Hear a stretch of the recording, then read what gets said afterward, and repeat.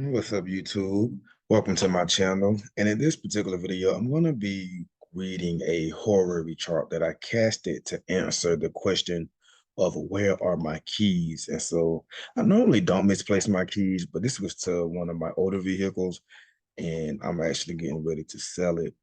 And so I forgot where I placed the keys. And so I thought that this would be an excellent time to catch the horary chart. And this is something a bit different from what I normally do on my channel. Most of my content is focused around natal astrology. That's because that's how I learned astrology. And I'm pretty sure that's how a lot of you all learned astrology as well. It's through natal astrology. But actually, and there was a time in in within the framework of astrology where horary was the more popular or mostly used type of astrology. Now, horary is derived from the word hour, and it deals with casting a chart for the hour to answer a question. And one of the fascinating things is that, like, yes, you can use astrology to find missing objects or missing people, lost things. And that is something that I don't think a lot of people realize because astrology goes much deeper than just, your moon being in Cancer and you being emotional, or my moon being in Aries and me being hot-headed, right? So without further ado, let's get started. So the first thing I want to do is talk about the planets, and for 9 to 7 traditional classical planets. And the main thing to note is that the planets are what make things happen. So they are the movers and shakers within the chart. Nothing in the chart is worth anything or even exists if it isn't for a planet that's going to manifest that particular thing. And so I just want to go through some of the basic significations of the planets, but mainly within the context for this video, I want to talk about the planets as location. Okay. So the sun, being the powerhouse of the universe, is the planet that will represent the main room or area within a house. And it can also represent an area where the owner of the house spends the most time. And again, that goes back to the sun being the powerhouse and being the most visible or the brightest star in our solar system. And along with that, the sun represents gold, diamonds, fame, authority. It represents light and royalty and fathers and rich furnishings and valuable items and public displays. And it also represents men, and it can also pertain to God. And it's interesting because in astrology, the sun would be God and the moon would be the goddess. So just keep that in mind when we talk about that when I get to the moon. And in terms of color, the sun is like he represents the colors like that golden type of color, but also yellow, orange, bright and fiery colors are represented by the sun. And it can represent like a source of heat, but also um the sun can represent light. So one of the things that I'm going to mention is combustion. And that is something that is very important because when a planet gets close to the sun, like within 15 degrees, it is said to be under the beams. And then once it gets under 8 degrees, it is said to be in, combustion. And then once it's within like 5 degrees, it's in deep, deep combustion. And so the planet becomes invisible where you can't see it with the naked eye. And the planet actually becomes overwhelmed and dried out. And just think about like if you've ever been in the blazing hot sun, how overwhelming and debilitating that can be. The sun is excessively hot. And so taking on the significations of the sun blinding something or causing it to be invisible, if you cast a horary chart for a missing object or person, and the significator for that person or object is under combustion of the sun, it can represent where that thing is hidden or it's invisible or it's under something. And in the case of a missing person, it can represent where, that person may be under the control of a very dominant person. And so that deals with the sun. The moon is like how the sun is God, the moon would be goddess. And the moon represents things that are silver, pearls, and she has like that creamy white and silver, very pale color to her. But she also represents the quadrant within the chart. So once I pull the chart, the moon, you'll see that the moon will always represent a main thing in the chart. So it is the co-ruler for the person in the chart and also the thing being asked about. So the moon is extremely important. And note that the moon is the fastest moving body. She's the satellite. And so she will play a role within every horary chart. So if you're gonna find, let's say you lost something, and if you're gonna find it, it's gonna be dealing with the moon. Um, the moon also represents mothers, women, the public, travel because she moves very fast, but also liquids and watery places. And so if you lost something and the significator is by the moon, it can deal with where the item is near a body of water or in a place with liquid. The moon also represents mirrors and things that reflect because that's basically what the moon is a reflector. And so reflective surfaces, mirrors, even glassware and silverware, because again, her color is silver. And then Mercury is the planet that represents all letters. And so Mercury represents anything that is written down, any form of communication, such as an email, anything used for calculations or measurements, books, phones, coins, paper, money, documents, travel. It also, yeah, represents travel like the moon because moon and Mercury are the convertible planets, and these are the fastest moving bodies within the zodiac. And so they represent short distance travel. Mercury also represents business, commerce, math, astrologers, doctors, lawyers, young people. And so if the significator has anything to do with Mercury and it's dealing with a lost object, it could mean that the object is with a young person or it's with some letters. And then we have Mars. And Mars is going to bring us to this whole topic of benefic and malefic within astrology. And Mars is a malefic planet. And so in some cases, Mars can deal with the destruction or violence and where something can become severed or separated from you. So Mars is a planet that you have to keep your eye on when it comes to horary charts because if Mars is coming up, it doesn't always deal with like you not being able to find it, but it can if it's negatively aspect, if it's in like an evil aspect with the significator or the ascendant, that's that's a problem. But Mars, just like the sun, is a hot and dry planet. And so if you lost something, the item in the physics signified by Mars, it could be in an area of the house dealing with fires such as the stove, a heater, by a light, or anywhere that deals with iron, because Mars is iron. Mars also represents brothers, soldiers, athletes, weapons, knives, steel, sharp instrument, and combustion. And so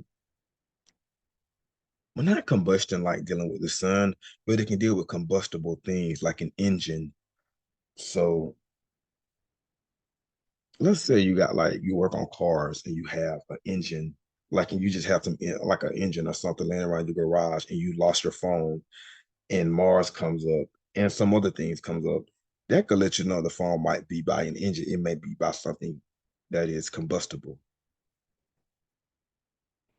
Now, Venus is the opposite planet of Mars, and where Mars represents war and violence, Venus represents things that are beautiful, delicate, soft, so it can show copper, adornments. It also represents women, especially young women, music, pleasure, sex, fragrance, jewelry, lovely things. Um, it can deal with, yeah, Venus can deal with sex, anything like that. And so that's going to come up in my horary chart that I'm going to show Venus because she ended up being the main significator for my keys or being yeah the main significator for my keys. And then we have Jupiter. And so Jupiter, with the exception of the sun, is the largest planet in our solar system. And so Jupiter is very much so connected with things that expand our consciousness, like universities, libraries, churches, a monastery, courthouse, religious matters. And Jupiter being a benefic planet represents release from bondage, aid, gurus, and things made of fine wood.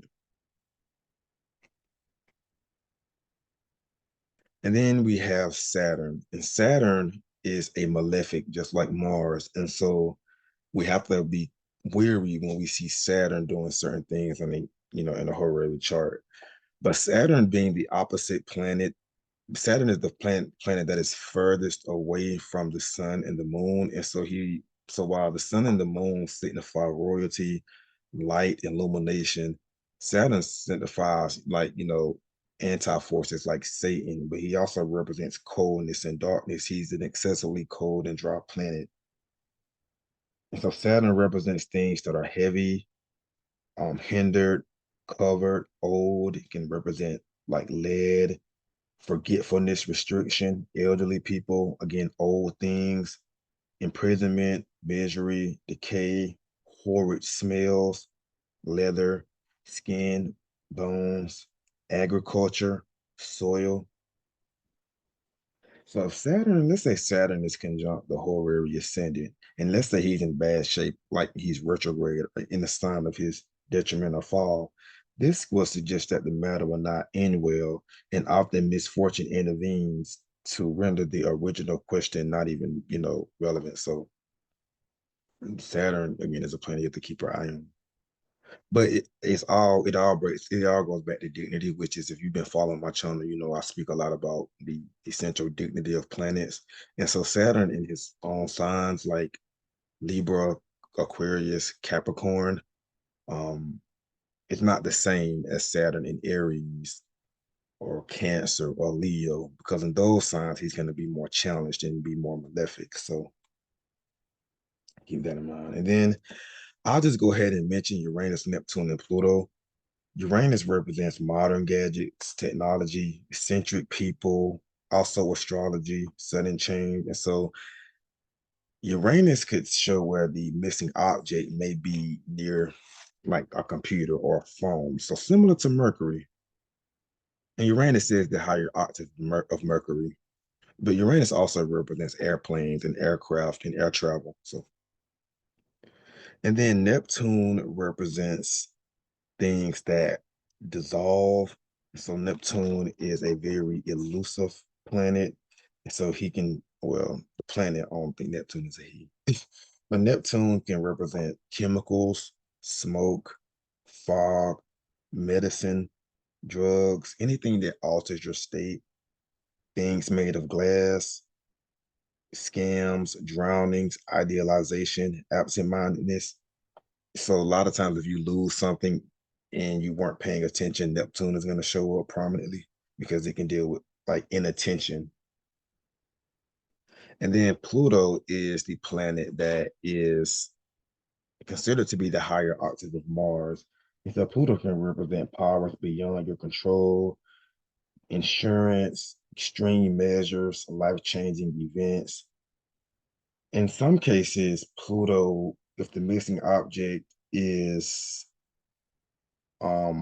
involved, let's say the significator for the object is closely aspected with Pluto, it can show where the object was maybe thrown in the trash or in the process of being discarded, because Pluto is the lord of the underworld. And so he represents like elimination and trash and things that are going to be discarded. And then the 12 houses also represent places as well. The first house is always, always, always going to represent the person asking the question as well as the question itself. And so if you are a practicing astrologer and a querent comes to you, they're always going to be represented by the first house. And that's the house of life, body, and spirit. And one thing to note is that the first house, the 10th house, the seventh house, and the fourth house are all angular houses. And so if the significator for the missing object is in an angular house, it's a high chance that the object is like in your home, and I'll expand upon that once I get to each house. But that's a good sign because those are the pivotal points in the house and they're very strong. And then followed by succeeding houses, like if it's in the second, fifth, eighth, or not really the eighth, but I would say the second, fifth, and the 11th, it can show where the object may not be in your home, but it's not far away. So it may be like in your garden or outside in the yard or something like that.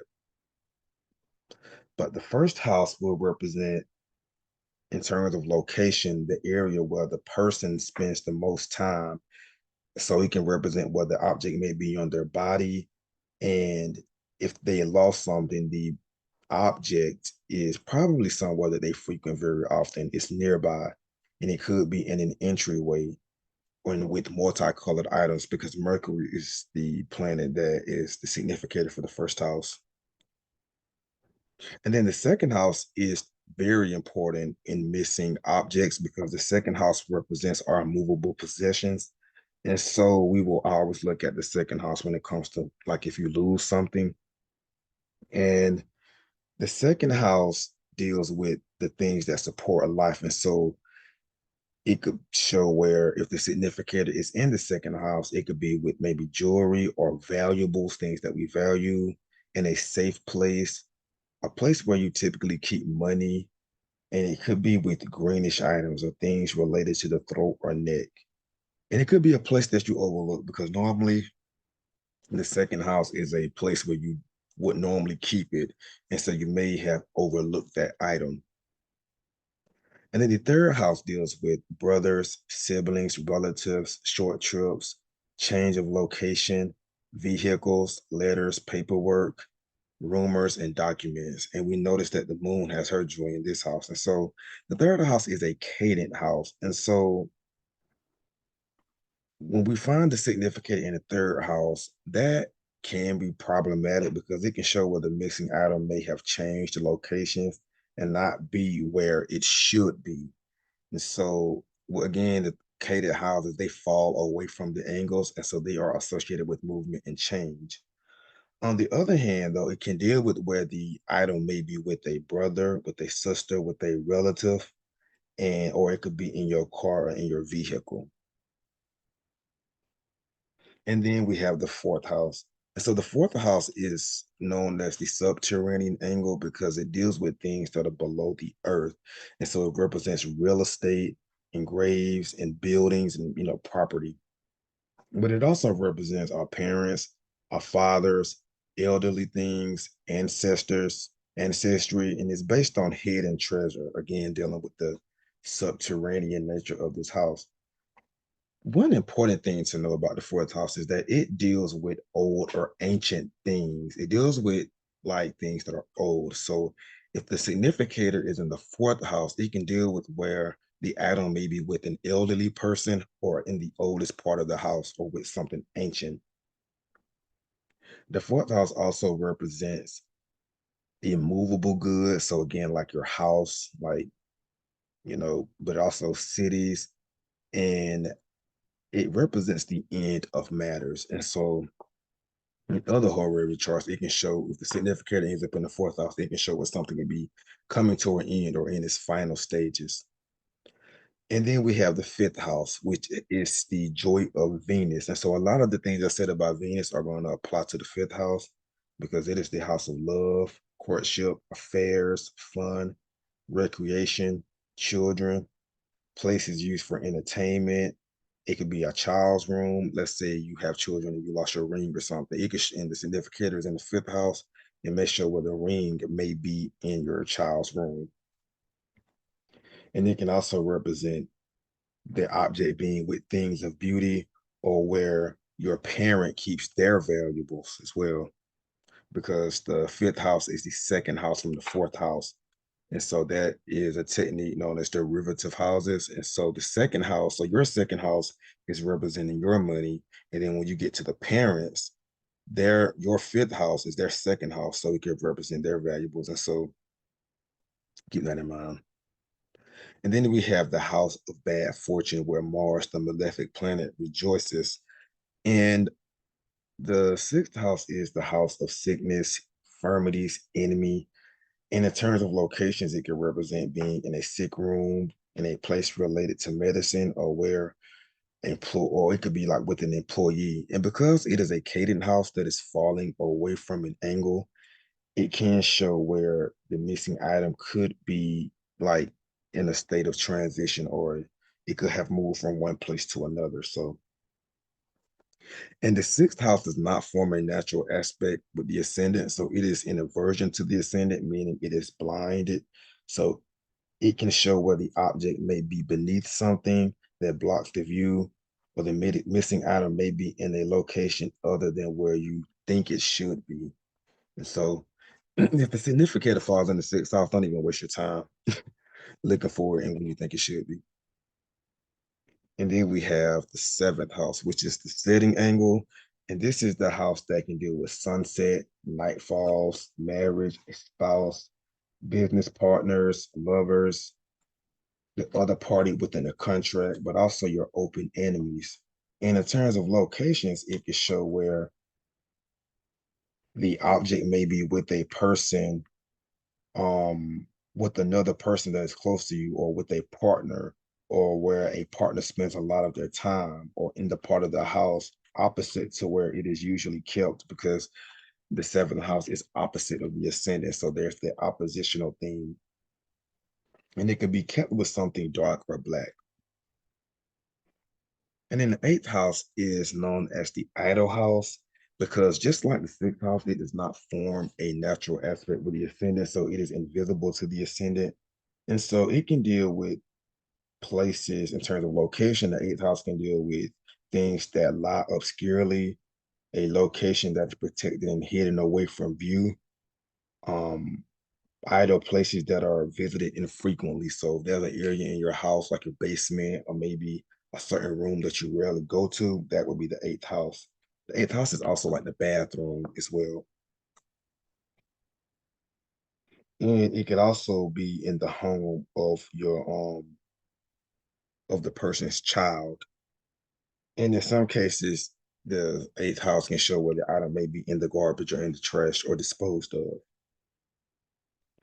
And then the ninth house is the house where the sun rejoices. And so this is a house where it's going to show an area that is very well lit, such as like maybe a book room or book reading room, but it can also just deal with anything that deals with knowledge and learning. And so a church, university, a location that is abroad, a well lit location.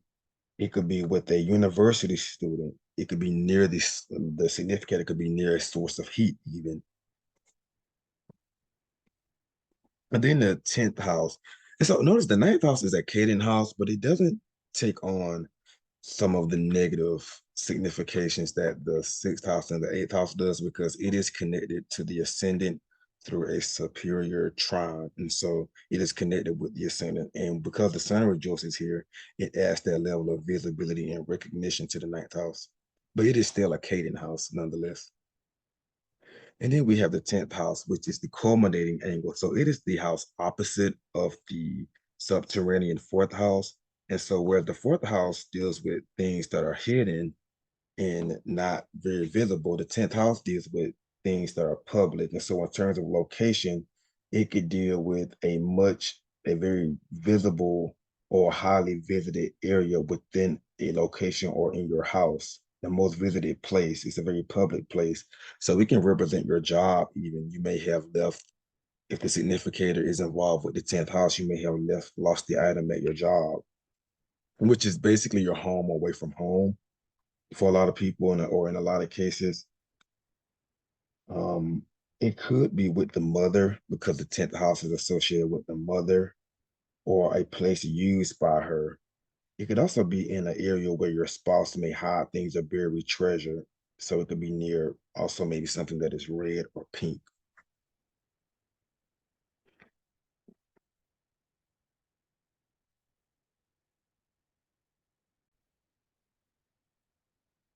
So now that we got the preliminary stuff out the way, this is the chart that was cast to find my missing car keys. So it was on January 6th, 2023. at 3:50 a.m. Yeah, I was up early in the morning stressing.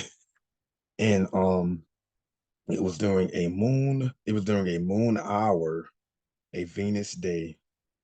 And so notice that Mercury is the ruler of this chart because Virgo is rising.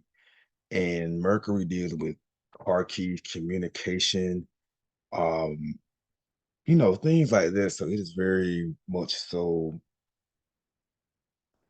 appropriate that Mercury is the chart ruler because Mercury represents keys. And then we see that Mercury is retrograde. And while retrograde planets are not very have their own issues within, like the natal chart or whatever, or an electional chart, and a horary chart, if the significator is retrograde, it can show where the item is moving back to you and where it will be discovered soon. And so when I saw that, it gave me some relief because I'm like, yeah, okay, I know the item is gonna come back to me. I know the keys are gonna. I know I'm gonna get them back relatively soon. And Mercury is in the sign Capricorn. And I didn't get into the sign significations in this video because I didn't want it to be too long. But Capricorn is an earth sign, so it can deal with where things are where it's like either low or on the ground, things that are brown or black, things that are swarthy. And it can also represent like things that are older or being with something older. Excuse me. And then we see that Mercury is being combusted here by this sun. And so this sun is like drying this Mercury out. So with that bit of information, I knew that the missing item was hidden, obviously, away from view. And it was underneath or beneath something. Something was overshadowing it. And so it wasn't going to be in plain sight. Capricorn also deals with like old wood and stuff like that.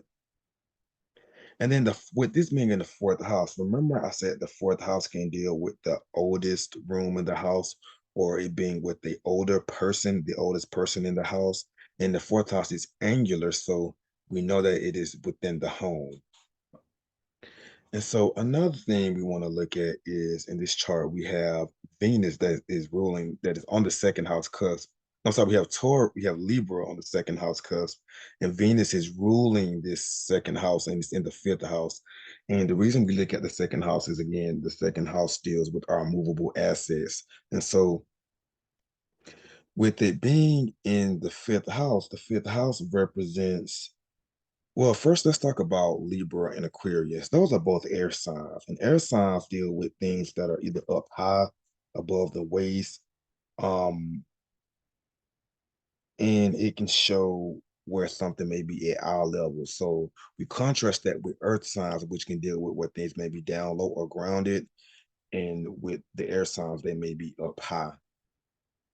So just keep that in mind because that's gonna come into the answer.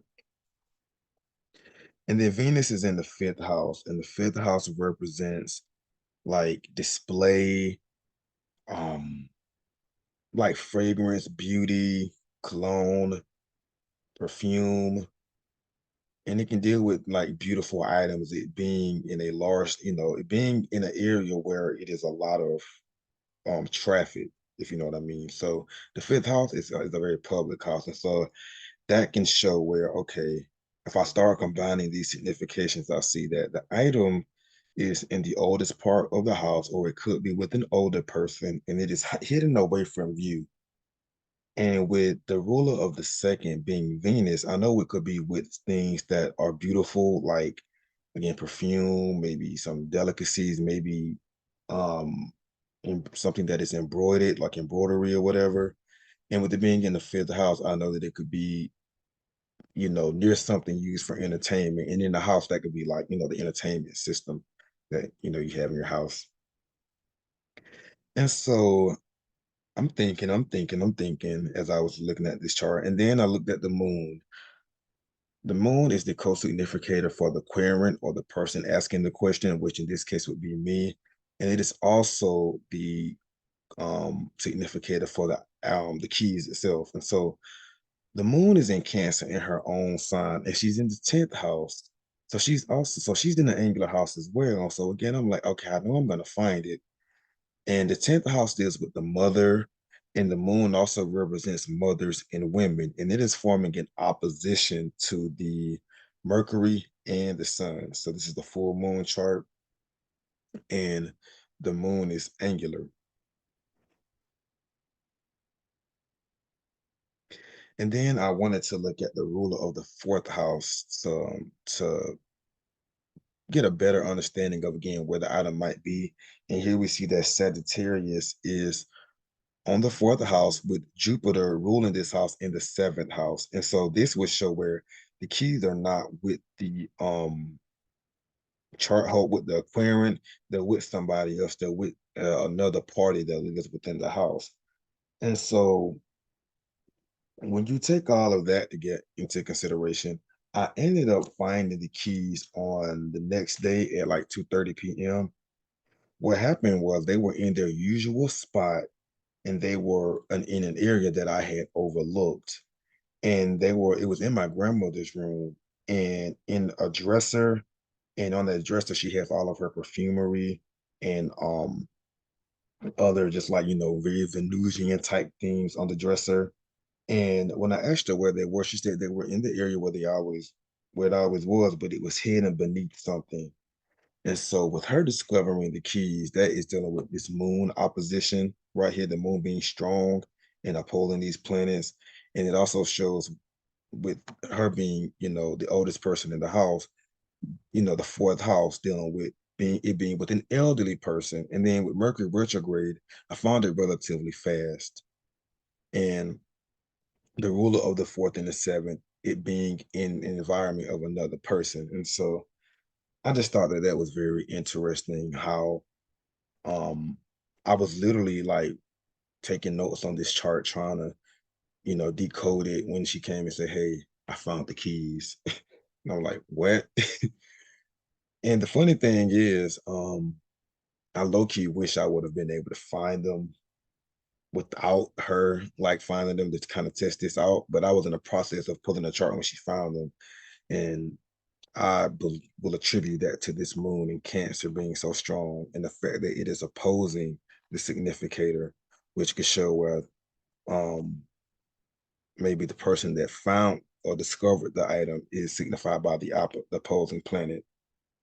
Not saying that's definitely always the case, but it's something that I will definitely keep in mind.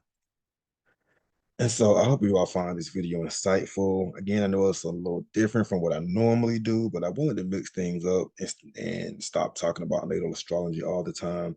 But I will be back with more natal astrology videos. Stay tuned for my 10th house video. That video will be coming up very shortly. And if you would like an email, not, if you would like a reading, send me an email at yrashawn37@gmail.com. And it could be a natal reading, a horary reading, or a predictive reading. And and I'll just send you a list of the services that I offer. And I do have a website coming soon, so stay tuned for that video. And again, like this video if you like this video, subscribe if you haven't already done so, and thank you for watching.